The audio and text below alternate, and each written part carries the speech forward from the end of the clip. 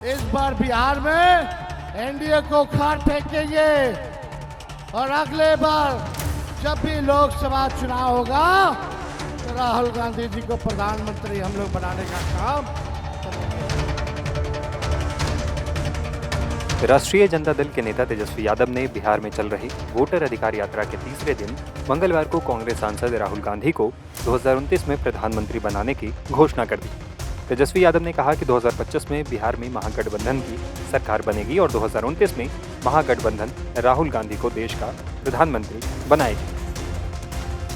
धन्यवाद देना चाहते हैं राहुल गांधी जी को कि आज आप लोगों के नवादा जिला में आकर के आप लोगों के सामने को जागरूक करने का काम कर रहे हैं और पूरा नवादा एकजुट है। इस बार बिहार में एनडीए को खाट फेंकेंगे और अगले बार जब भी लोकसभा चुनाव होगा तो राहुल गांधी जी को प्रधानमंत्री हम लोग बनाने का काम करेंगे।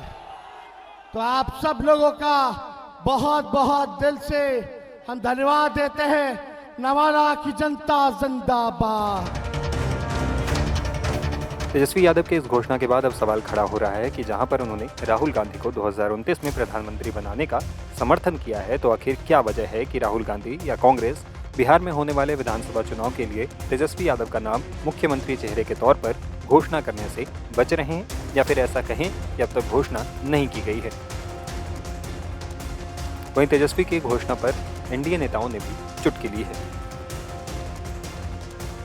महागठबंधन से उनके मुख्यमंत्री के उम्मीदवार के रूप में घोषणा किया जाए।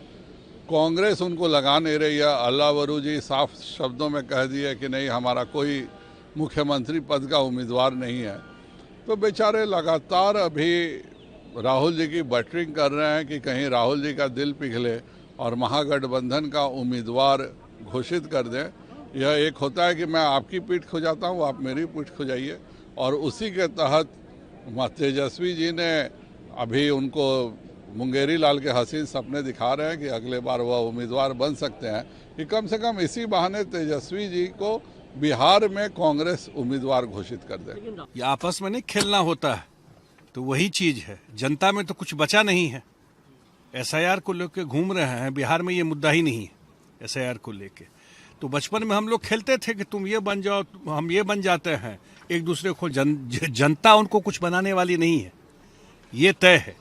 और खास करके बिहार के लोग इन लोगों को जानते हैं।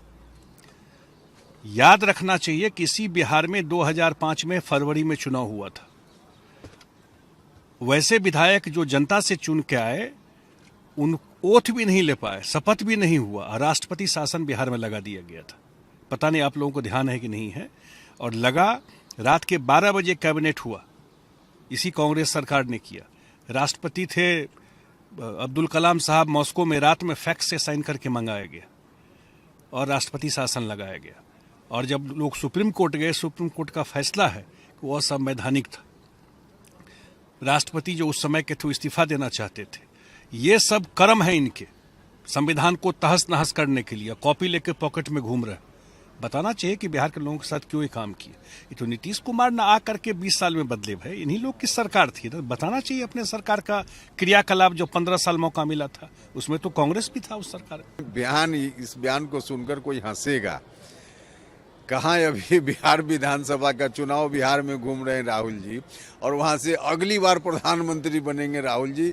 अब इस तरह का बयान तो बिल्कुल बचकाना बयान है। ये हंसने वाली बात है। इन लोगों के बयान में कोई गंभीरता नहीं है। जो मर्जी जो मन में आए बोल दिया, इसलिए कि इनको लगता है कि मालूम है कि कुछ होना नहीं है, ना तो अभी न आगे, तो इसलिए इस तरह की बयानबाजी करते हैं।